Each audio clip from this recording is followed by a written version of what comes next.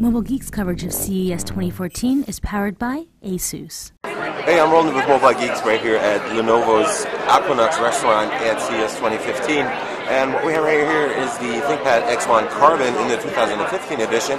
This is the one that they call EVE, which is basically stands for their 100 million ThinkPad notebook.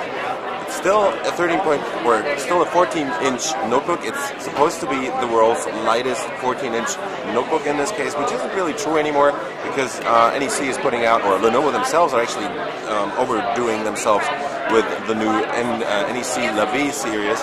But this one has been reworked, so basically it still looks the same. It is still super light, and it still is very powerful depending on which configuration you choose. It goes up to all the way on the Broadwell series, Core i7 in this case.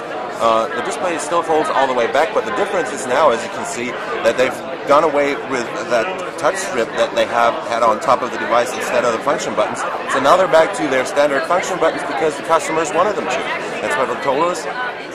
They just got rid of the touch thing up here and switched back to standard function buttons. The main purpose of these is controlling different features of the notebook, but you still have access to the F buttons like the function buttons in the basic way that you're used to it. They've shrunk down the trackpad a bit because people said it was a little bit too big for them. They've added the buttons again, and so now they're back to more of a classic design that is also available on the other ThinkPad devices. You still have your track point right there, and it's basically still the super high-end ThinkPad device that they've been putting out earlier.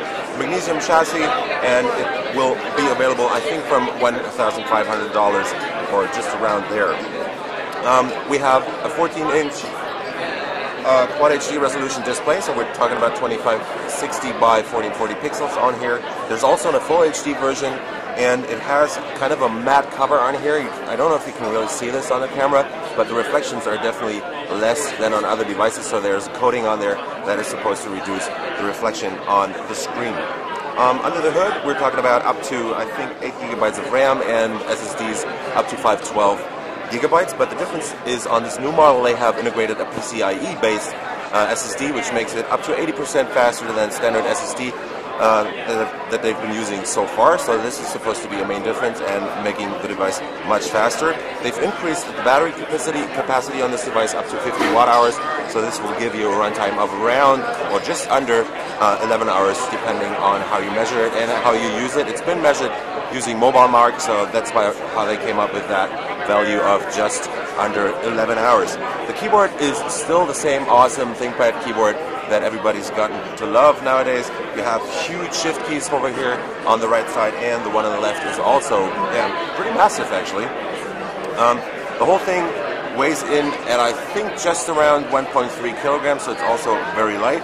Let's go and have a tour around the device. On the side we have a can-sync lock. That's the fan vent back here, so it's on the side actually. Might not be very nice for people that have their mouse on the side if it's running at high power, so that might heat up the side over there and make your hands sweaty, but well, you got to make some compromises on designs. Over here we have what I think is the proprietary Ethernet port, so at least they have one, but they are still using this adapter over here. And right next to that is a, I think, USB port, which is right now covered by the alarm there. Should be USB 3.0. On the left we have your headset jack right there, plus another USB 3 port, including charging functions, display port right here, and a full-size HDMI. This is your combined docking and charging port on the ThinkPad Yoga, on the ThinkPad X1 Carbon. There is pretty much nothing on the back except for your slot for the SIM card. So this will also be available with optional 4G LTE. On the bottom, that's again the entrance for the fan vent, so they'll probably have the CPU somewhere around, I would say, about here. And they have a heat pipe running in the back right here and sucking in air and blowing it back out on the other side with a fan. On the bottom we have the speakers, so one on the left, one on the right. Basically just a standard setup. Might cover that with your lap if you put them on your knees. These are going to be covered, so another design compromise on this device. And yeah, that's basically it. We're running Windows 8.1 in this case, and this will surely be upgraded to Windows 10 when it finally comes out to the market. On the side, another special feature, you have your fingerprint scanner right here. up here, power button, and that's pretty much it on this device. I was Roland of Mobile Geeks, checking out the ThinkPad X1 Carbon in the 2015 edition at CES 2015, and if you like what we do on our channel, give us a thumbs up, follow us on Twitter, Facebook, and Google+, and we'll see you later.